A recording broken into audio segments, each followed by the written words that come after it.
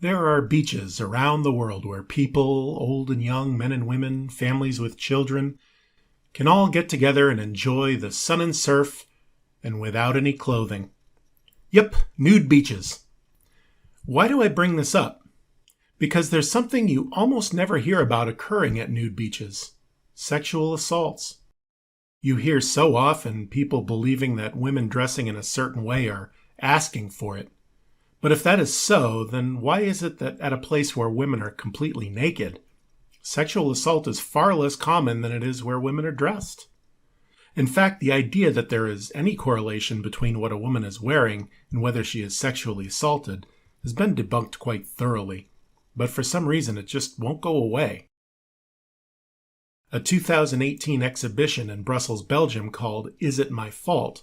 did an excellent job of dispelling the myth by displaying the clothing that was worn by various women at the time they were raped.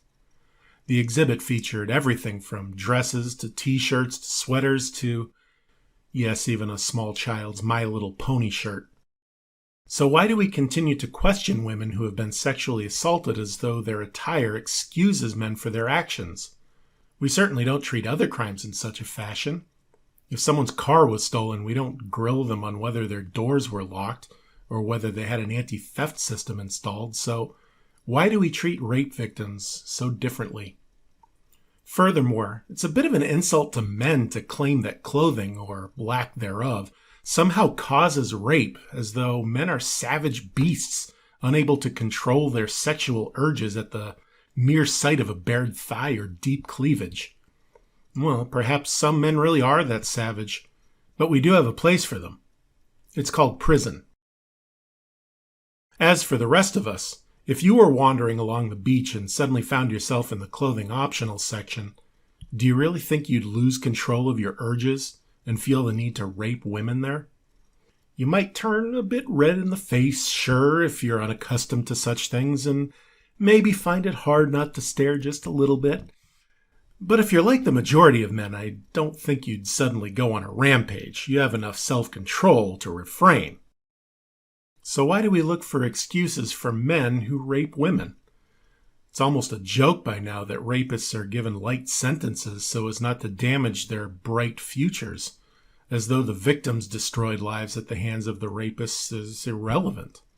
Even some colleges in the U.S. are renaming rape as non-consensual sex in their school sexual assault policies because they don't want to call students rapists, even when they are.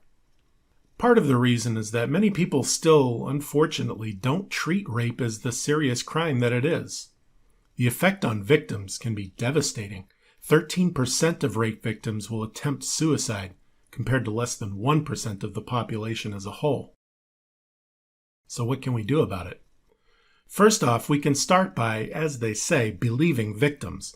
No, that doesn't mean we throw away the concept of innocent until proven guilty. Unless you're a juror, you don't need to worry about anyone's innocence or guilt. But what about false rape allegations, you might say? Yes, that does happen on occasion, but so do false allegations of nearly any crime. And yet that doesn't stop you from believing other victims, does it? Would you ask your friend who just told you that he was mugged if he was wearing an expensive watch? Secondly, we need to focus less on the consequences to the rapists and focus more on the damage they cause to their victims. They destroy their own bright futures by choosing to become rapists. Excusing their behavior serves no purpose other than to give them free rein to victimize others. And finally, all of us need to collectively work to eradicate the mentality that rape is not a serious crime, or that victims somehow caused their rapes by wearing certain clothing or by drinking too much or by anything else. Call this behavior out when you see it. Let people know that it is not okay to blame victims for being raped. You may not have ever raped anyone yourself, but you do have the power, along with everyone else, to help become part of the solution.